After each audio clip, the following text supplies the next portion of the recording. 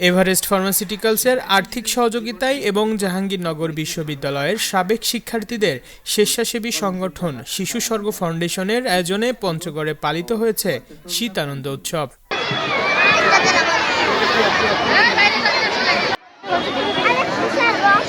বিগত কয়েক বছর ধরে এভারেস্ট ফার্মাসিউটিক্যালসের সহযোগিতায় শিশু স্বর্গ ফাউন্ডেশন নিয়মিতভাবে এই উৎসব আয়োজন করে আসছে।